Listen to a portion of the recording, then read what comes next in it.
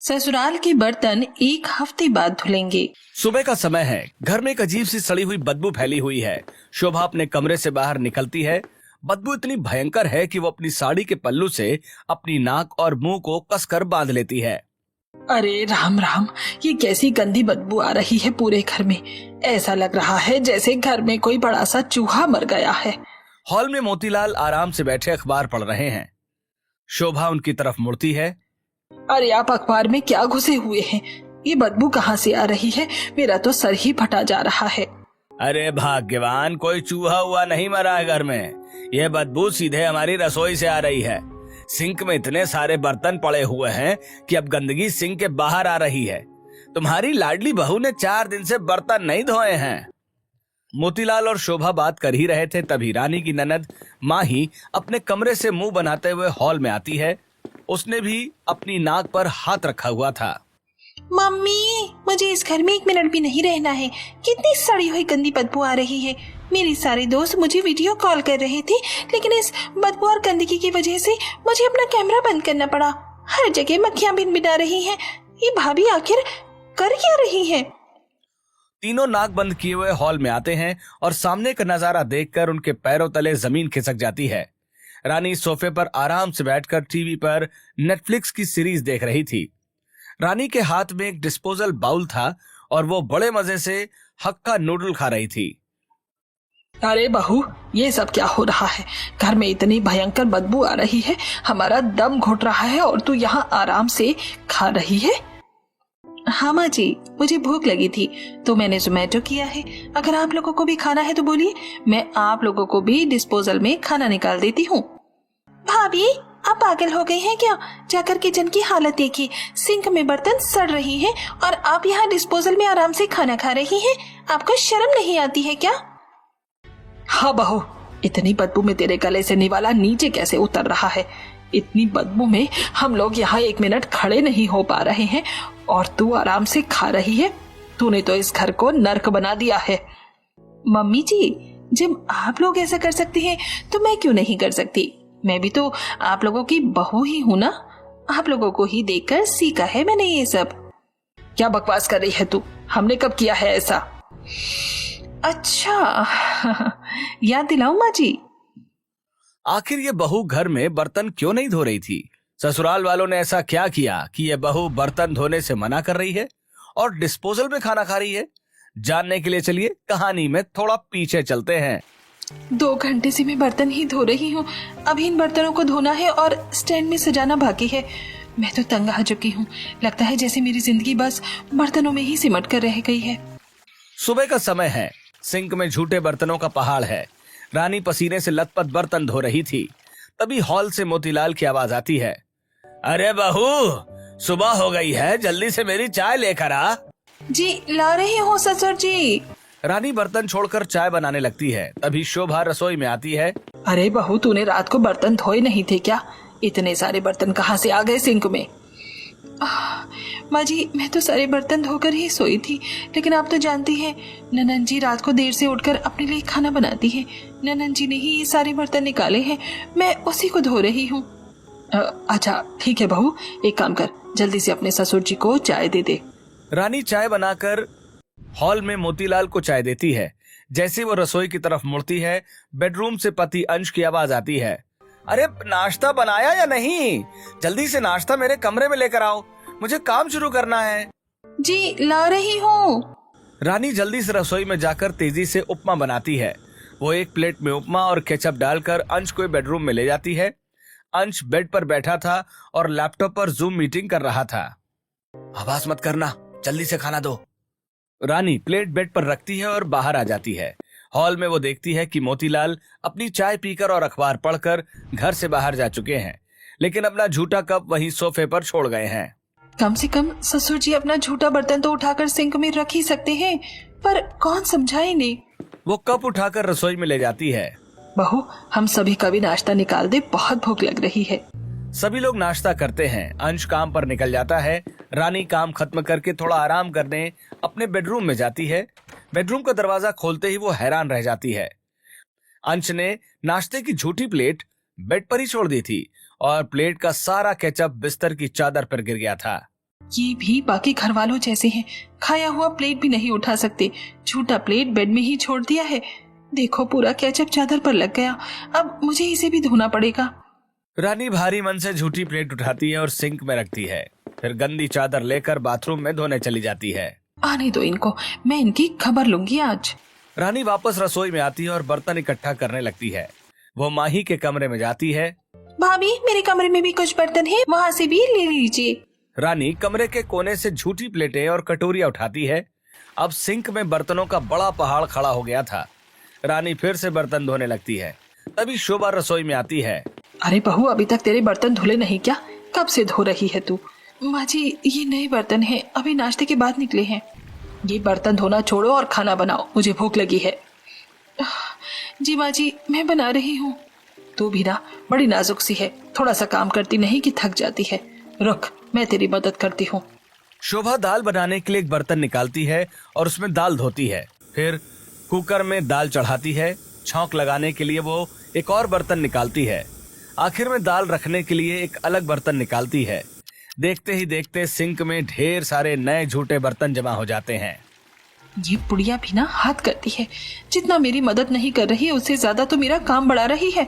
जहाँ सिर्फ 4 बर्तन निकलने थे वहाँ इसने 10 बर्तन निकाल दिए। माँ जी आप मेरी मदद बहुत कर चुकी हैं, लेकिन आप थक गए होंगे। आप एक काम करिए, जाकर आराम कर लीजिए। सास के जाने के बाद रानी भारी मन से बची हुई रसोई का सारा काम करती है। शाम को रानी बाजार जाती है। वो बहुत थकी हुई लग रही थी। मेरे ससुराल वालों की नवाबी बहुत ज्यादा है। पति को रात में पनीर टिक्का खाना है, ससुर जी को करेले की सब्जी खानी है और सास को हरे हरे पालक। लूं तो क्या ही लूं? ये सब सोचते हुए रानी एक सब्जी वाले की दुकान पर रुकती है। भैया ये पालक कितने का है? 40 रुपया मैडम जी। रानी पालक और कुछ सब्जियां खरीद लेती है। तभी रानी का फोन बजता है। अंश का कॉल था। कहाँ हो तुम? मैं मार्केट में हूँ, बोलिए। सुनो, शाम को मेरे दोस्त आ रहे हैं, रोहन और निखिल। कुछ कोल्ड ड्रिंक्स और स्नैक्स ले लेना, और हाँ पनीर थोड़ा ज्यादा कर लेना। दोस्तों के लिए पनीर के पकौड़े बना देना। मैं ये सब कैसे लूंगी?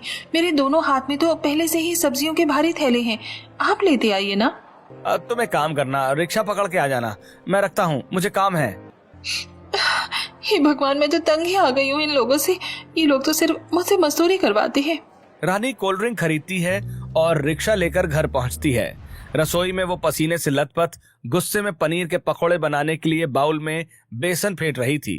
तभी माही रसोई में आती है। उसके हाथ में कुछ झूठी प्लेटें हैं।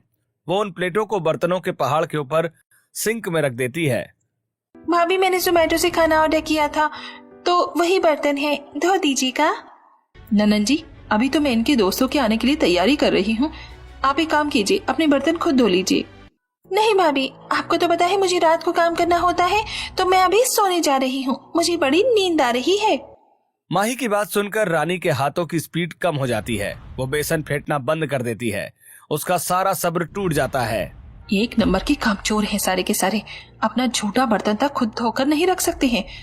जितना काम करो उतना और बढ़ा देते हैं। शाम का समय है। रसोई में गंदे बर्तनों का अंबार लगा हुआ है। रानी गैस के सामने खड़ी पकौड़े तल रही है। उसके कपड़े पानी और हल्दी के दागों से सने हुए हैं। तभी दरवाजे की घंटी बजती है। ड्राइंग रूम में सोफे पर बैठी शोभा टीवी देखते हुए आवाज लगाती है। रानी देख दरवाजे पर कौन है, मेरे तो घुटनों में बहुत दर्द हो रहा है, उठा ही नहीं जा रहा। जी माँ जी देखती हूँ। रानी जाकर दरवाजा खोलती है। सामने उसका पति अंश अपने 2 दोस्त रोहन और निखिल के साथ खड़ा है। अरे रानी देखो कौन आया है, मेरे ऑफिस के दोस्त। अरे आओ आओ बेटा, बैठो। कैसे हो तुम लोग? हम अच्छे हैं आंटी जी, आप कैसी हैं? वाह आंटी जी, आपका घर तो बहुत सुंदर है। सब इसी घर की बहू की बदौलत है। बैठो तुम लोग। यार बहुत थक गए आज। रानी कुछ अच्छा सा बनाया है ना तुमने? रोहित और निखिल को तुम्हारे हाथ के पकोड़े बहुत पसंद हैं। ये तो रास्ते भर यही बोल रहे थे कि भाभी ने कुछ अच्छा सा बनाया हो। अंश की बात सुनकर रानी मुस्कुराने की कोशिश करती है, पर उसके चेहरे पर थकान साफ झलक रही थी। जी मैंने पकौड़े बनाए हैं, आप लोग बैठिए, मैं अभी लेकर आती हूँ। रानी वापस रसोई में जाती है। वहाँ वो जल्दी जल्दी ट्रे में कोल्ड ड्रिंक के ग्लास सजाती है और बाहर लेकर आती है। लीजिए पहले कोल्ड ड्रिंक पी लीजिए, बाहर बहुत गर्मी है। थैंक यू भाभी जी। अचानक बाहर का मौसम बदलता है और तेज बारिश शुरू हो जाती है। खिड़कियों से ठंडी हवा अंदर आने लगती है। वाह यार अंश, क्या मौसम हो गया है, बारिश का मौसम। अब तो बस चाय और पकौड़े मिल जाए तो मजा आ जाए। अरे बिल्कुल रानी, वो पकौड़े और कड़क चाय ले आओ जल्दी से, मौसम का पूरा मजा आना चाहिए। रानी बिना कुछ कहे सिर हिलाती है और फिर से रसोई में चली जाती है। वो गर्म तेल के सामने खड़ी होकर पकौड़े तलती है। उसकी कमर में हल्का दर्द शुरू हो गया है, लेकिन वो नजरअंदाज करते हुए काम में लगी रहती है। वो चाय और पकौड़े लेकर आती है।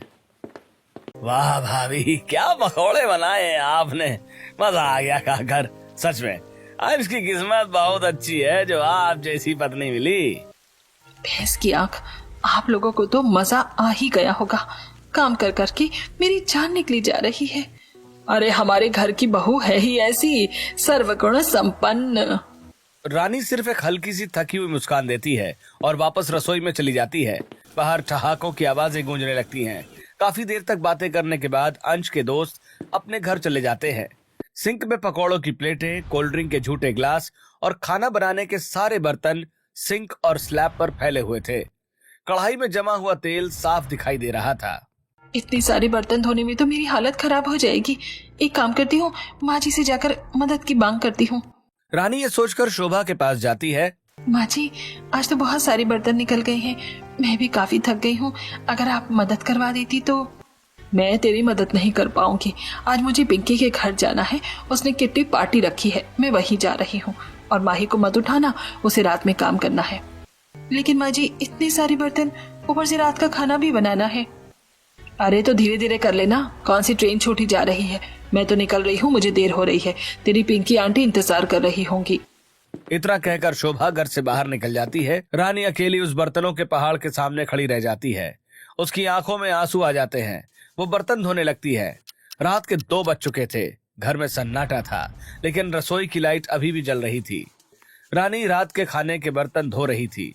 उसका पूरा शरीर टूट रहा था। तभी अंश रसोई में आता है और पीछे से आकर रानी को गले लगाता है। अरे डार्लिंग, क्या कर रही हो?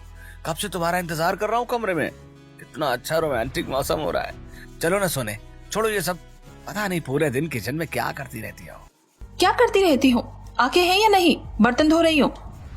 अरे यार, तुम भी ना बात बात पर भड़क जाती हो। मैंने तो बस प्यार से कहा था। प्यार से? सुबह से मशीन की तरह लगी हुई हूँ। आपके दोस्तों ने जो दावत उड़ाई ना, उसके बर्तन किसने धोए?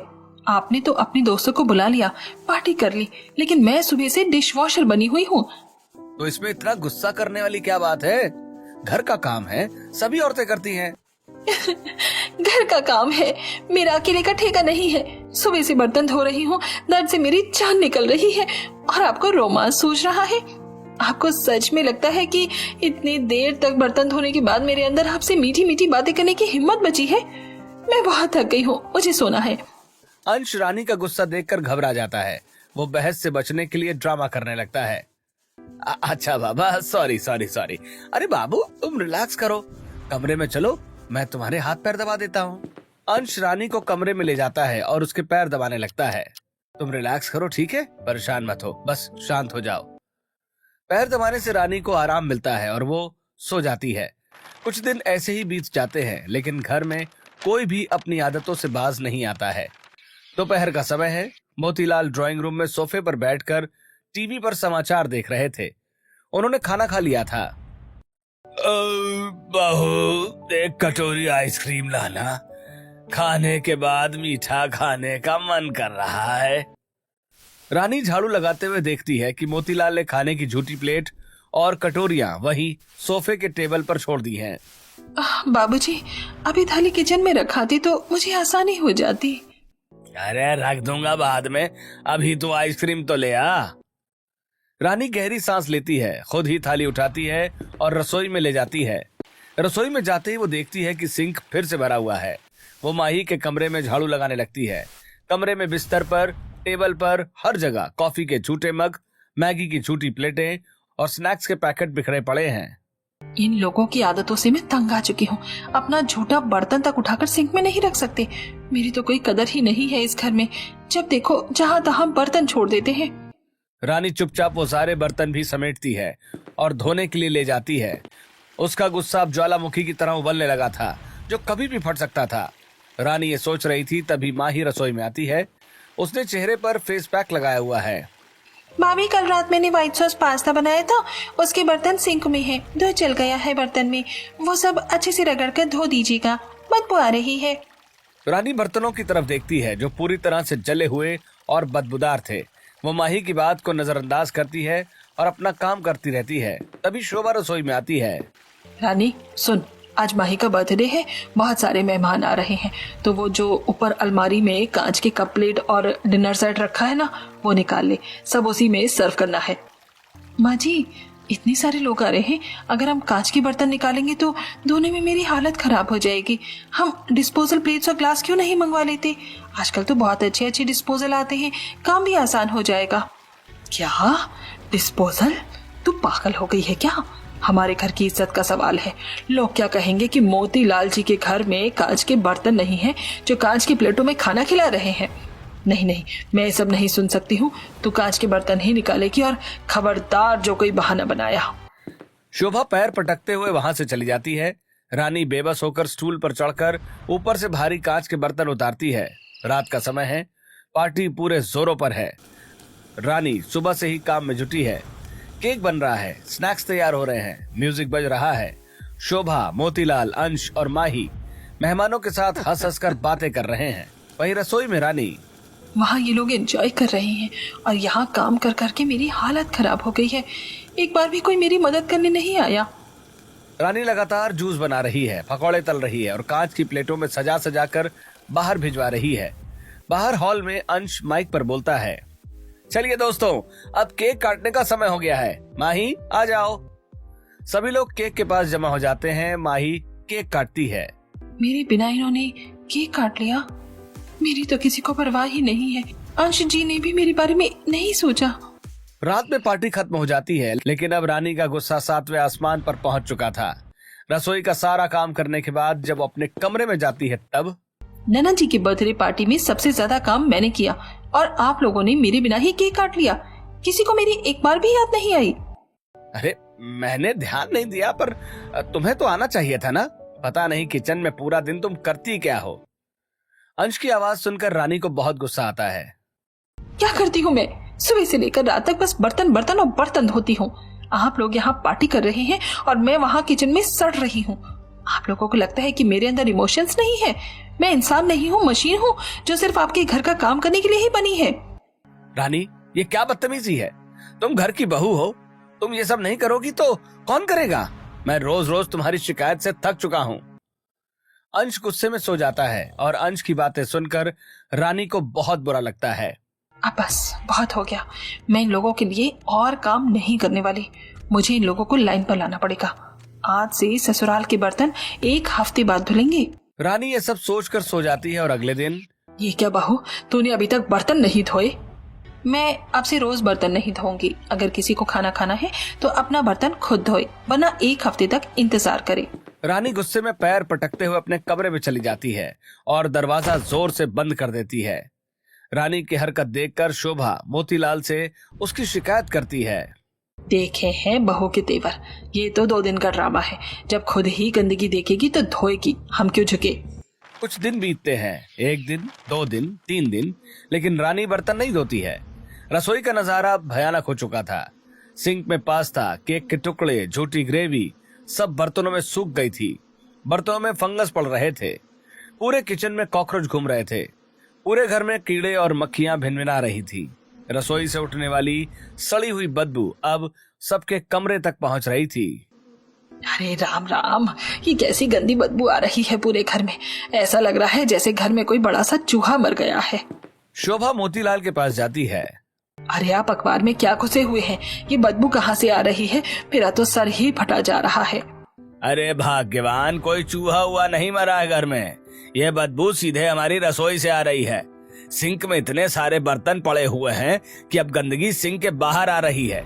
तुम्हारी लाडली बहू ने 4 दिन से बर्तन नहीं धोए हैं। मम्मी, मुझे इस घर में 1 मिनट भी नहीं रहना है। कितनी सड़ी हुई बदबू आ रही है। मेरी सारी दोस्त मुझे वीडियो कॉल कर रहे थे, लेकिन इस बदबू और गंदगी की वजह से मुझे अपना कैमरा बंद करना पड़ा। हर जगह मक्खियां भिनभिना रही हैं। ये भाभी आखिर कर क्या रही हैं?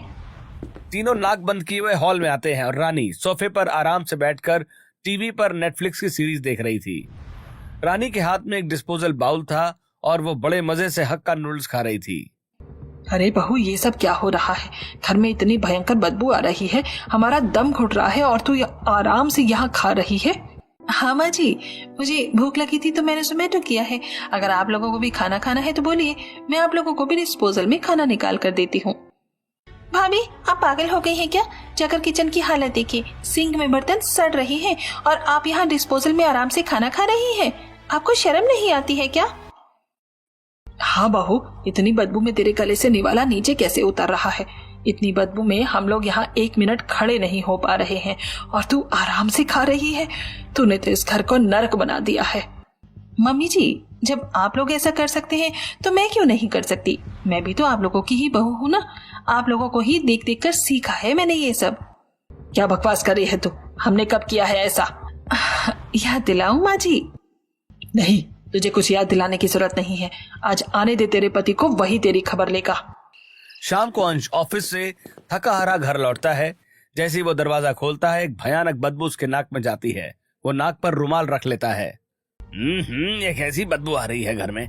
माँ, कोई जानवर मर गया है क्या? जानवर नहीं बेटा, ये सब तेरी बहू का कारनामा है। 3 दिन से एक बर्तन नहीं छुआ है। महारानी ने कह दिया है कि 1 हफ्ते बाद धोएगी। ये क्या पागलपन है? मैं भी देखता हूँ इसे। अंश नाक पर रुमाल रखते हुए सीधे रसोई की तरफ बढ़ता है। वो जैसे ही रसोई का दरवाजा खोलता है, उसे बहुत गंदी बदबू आती है। वो सिंक की तरफ देखता है। वहां झूठे सड़े हुए बर्तनों पर कॉकरोच पार्टी कर रहे थे। बर्तनों में पीले और काले कीड़े रेंग रहे थे। ये नजारा इतना घिनौना था कि अंश को उल्टी आ जाती है। ओए राम, इतनी भयंकर गंदगी! वो जल्दी से भागकर वॉशरूम की तरफ जाता है और उसे उल्टी होने लगती है। उल्टी करके मुंह धोकर जब वो बाहर आता है, रानी आराम से सोफे के दूसरे कोने पर बैठकर किताब पढ़ रही थी। रानी, तुमने बर्तन क्यों नहीं धोए? देखे हैं कीड़े लगे हुए हैं उसमें और ऊपर से कॉकरोच भी चल रहे हैं। मैं तो उल्टी कर बैठा। हम लोग खाना कैसे खाएंगे? मुझे भूख लगी है। तो मैंने कब रोका है? खाना बाहर से ऑर्डर कर लीजिए या फिर डिस्पोजल में खा लीजिए, और अगर बर्तन में खाना खाना है तो जाइए खुद धो लीजिए। मैंने तो कहा था ना, मैं तो मशीन हूँ। मेरी बैटरी डाउन हो गई है, 1 हफ्ते बाद ही चार्ज होगी। रानी की बात सुनकर अंश कुछ कह नहीं पाता है। वो गुस्से में अपने कमरे में चला जाता है। अगले दिन बदबू अब घर की 4 दीवारी पार कर चुकी थी। शोभा बाहर बालकनी में खड़ी थी। तभी पड़ोसन पिंकी आंटी आ जाती हैं। अरे शोभा जी, ये कैसी भयंकर बदबू आ रही है आपके घर से? कोई चूहा वूहा मर गया है क्या? फिनाइल डालिए ना। अरे वो क्या है ना पिंकी जी, चूहा ही मर गया है शायद। अंश ढूंढ रहा है। अरे हमें सब पता है शोभा जी, आपकी बहू ने जो बर्तनों की हड़ताल करती है ना, बेचारी अकेली जान। आप लोग तो कोई मदद करते नहीं हो। अब भुगतो, पूरे मोहल्ले में बदबू फैला रखी है। पिंकी आंटी मुंह बनाकर चली जाती हैं। शोभा शर्मिंदा होकर अंदर आ जाती है। आज पड़ोसियों के सामने हमारी असलियत खुल गई। दोपहर का समय था। भूख से सभी की हालत खराब थी। माँ, मुझे बहुत तेज भूख लगी है। मुझे तो मैगी खानी है। तो जा बना ले, बर्तन धो ले एक और बना ले। माही मुंह बनाकर रसोई में जाती है। वो एक साफ बर्तन ढूंढने की कोशिश करती है, लेकिन सब गंदे थे। अंत में उसे एक इलेक्ट्रॉनिक केतली दिखती है। वो केतली के थोड़े पानी से खंगालती है और उसमें पानी डालकर मैगी उबलने रख देती है। मैगी उबल रही थी, माही फोन चलाने लगती है। अचानक जलने की तेज बदबू आती है। अरे माही, क्या जला दिया तूने? माही भागकर जाकर देखती है, केतली का पानी सूख चुका है और मैगी अंदर बुरी तरह जलकर काली हो गई है। माँ देखो ना, ये मैगी तो जल गया। अब मैं क्या खाऊं? भाभी को बोलो ना बर्तन धोने के लिए। मैं बहू से कुछ नहीं कहने वाली। तुझे मैगी खानी है, तू बोल। शोभा की बात सुनकर माही पैर पटककर अपने कमरे में चली जाती है। ऐसे ही एक दिन और गुजर जाते हैं। जब घर में बहुत ज्यादा बदबू फैल जाती है, तब रानी मास्क और ग्लव्स पहनकर 4 घंटे लगातार सारे बर्तन धोती है। रानी को बर्तन धोते देखकर मैंने कहा था ना, ये सब एक दिन का ड्रामा है। लगता है बहू का होश ठिकाने पर आ गया। सपना ससुराल वालों की बातें सुनकर रानी को बुरा लगता है। वो फिर से घर वालों के लिए खाना बनाती है और घर में डस्टिंग और बाकी सारा काम करती है। अगले दिन जब वो सुबह उठती है और देखती है फिर से सिंक में बहुत सारे बर्तन पड़े हैं। माही ने फिर से रात में खाने के लिए पास्ता बनाया था। ये सब देखकर रानी को बहुत बुरा लगता है। अब बस बहुत हो गया, अब चाहे कुछ भी हो जाए मैं बर्तन साफ नहीं करूंगी। रानी गुस्से में अपने कमरे में चली जाती है। ऐसे ही दिन गुजरते हैं। रसोई में फिर से गंदे बर्तनों का पहाड़ खड़ा हो जाता है। रसोई में पहले से भी ज्यादा बदबू आ रही थी। रानी के ससुराल वाले बाहर का खाना मंगाकर खा रहे थे। एक सुबह रानी ने बर्तन धोना पूरी तरह से बंद कर दिया था। पूरा घर झूठे बर्तनों से अटा पड़ा था। डाइनिंग टेबल, कमरे, हर जगह झूठी प्लेटें पड़ी थी। कोई भी उन्हें साफ करने की जहमत नहीं उठाता। घर में खाना बनना बंद हो गया था। शोभा सोफे पर बैठी दर्द से करहा रही थी। लगातार 2-3 दिन तक बाहर से मंगवाए हुए छोले भटूरे खाने के कारण उनका पेट खराब हो गया था। बहुत तेज दर्द हो रहा है मेरे पेट में। ये बाहर का सड़ा हुआ खाना खाकर मेरी तो जान ही निकल गई है। अंश ऑफिस जाने के लिए तैयार हो रहा था। शोभा की तबीयत अभी भी खराब थी। माँ, बाहर से कुछ मंगवा लूं नाश्ते के लिए? बिल्कुल नहीं, मैं बाहर का कुछ नहीं खाऊंगी। माही, तू जा रसोई में और मेरे लिए थोड़ी सी सादी खिचड़ी बना दे। माही रसोई में जाती है। सिंह की हालत देखकर वो नाक सिकोड़ती हुई, भैया मैं खिचड़ी कैसे बनाऊं? कुकर तो सिंक में पड़ा है और उसमें कीड़े और कॉकरोच रेंग रहे हैं। इसमें से इतनी भयंकर बदबू आ रही है, मैं इसे हाथ नहीं लगा सकती। तो उसे धो लेना, मुझे ऑफिस के लिए देर हो रही है। मैं नहीं धोने वाली इसे, मुझे उल्टी आ जाएगी। इन लोगों से कुछ नहीं होगा, मुझे ही कुछ करना पड़ेगा। शोभा पेट दर्द के बावजूद उठती है। वो अपने मुंह और नाक पर कसकर अपनी साड़ी का पल्लू बांधती है और हिम्मत करके सिंक के पास जाती है। वो जैसे ही कुकर को हाथ लगाती है उसमें रेंगते कीड़ों और बदबू से उसे उल्टी आने लगती है। उसी समय रानी बाहर से शॉपिंग करके घर लौटती है। वो सीधे रसोई के पास आती है और देखती है कि उसकी बीमार सास कांपते हाथों से बर्तन धो रही है। ये देखकर रानी को बहुत बुरा लगता है। माँ जी, आप छोड़िए, मैं धोती हूँ, आपकी तबीयत ठीक नहीं है। रानी अपने चेहरे पर मास्क पहनती है और दस्ताने लगाकर सारे सड़े हुए और कीड़े लगे बर्तन धोने लगती है। बर्तन धोते धोते रानी के कपड़े भी गंदे हो जाते हैं। शोभा वहीं खड़ी ये सब देख रही थी कि रानी को इस तरह गंदे बर्तनों और कीड़ों के बीच काम करते देख शोभा को अपनी गलती का एहसास होता है और उसे बुरा लगता है। बर्तन धोकर रानी जैसे ही हॉल रूम में जाती है, शोभा उसके पास आती है। उसकी आंखों में पछतावा था। मुझे माफ कर दे बहू, हमने तेरे साथ बहुत गलत किया है। हमने तुझसे सिर्फ बर्तन धुलवाए और कभी तेरी तकलीफ को नहीं समझा। अंश, माही, मोतीलाल जी, सब लोग इधर आइए। अंश, माही और ससुर मोतीलाल हॉल में जमा हो जाते हैं। आज से इस घर में कोई भी अपना झूठा बर्तन यहाँ वहां नहीं रखेगा। जो बर्तन करेगा अपना बर्तन खुद धोएगा। हाँ रानी, मुझे भी माफ कर दो। जब से तुमने बर्तन नहीं धोए तब मेरी समझ में आया कि तुम कितना काम करती हो। मेरी वजह से तुम्हें कितनी दिक्कत होती है। हाँ बहू, मैंने भी तुझे बहुत परेशान किया, लेकिन अब ऐसा नहीं होगा। हाँ भाभी, आप बिल्कुल चिंता मत कीजिए। अब से रात में मैं जब भी खाना बनाऊंगी तो खुद से ही सारे बर्तन साफ कर दूंगी। उन्हें सुबह के लिए सिंक में छोड़कर नहीं रखूंगी। चलो, मैं तो बस यही चाहती थी कि आप लोगों को अपनी गलती का एहसास हो जाए। अगर सब अपना अपना काम खुद करें तो मुझे भी काम करने में कोई दिक्कत नहीं है। अगले दिन का घर का माहौल बिल्कुल बदल चुका था। सिंक में बर्तनों का पहाड़ था, लेकिन इस बार रानी अकेली नहीं थी। अंश, शोभा और माही सबने एप्रन और ग्लव्स पहने हुए थे। वे सब मिलकर गंदे बर्तनों के पहाड़ को साफ कर रहे थे।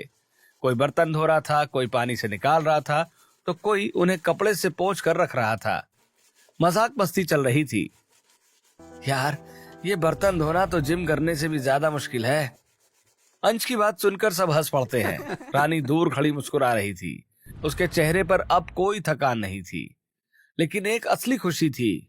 अब रानी की जिंदगी में फिर से खुशियां आ गई थी।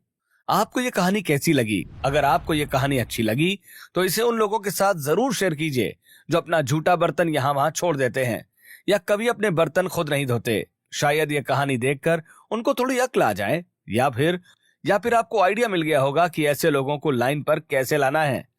वैसे आपके परिवार में क्या होता है? लोग अपने बर्तन खुद उठाकर सिंक में रखते हैं और धो देते हैं, या फिर आप ही को धोकर डिश वॉशर बनना पड़ता है?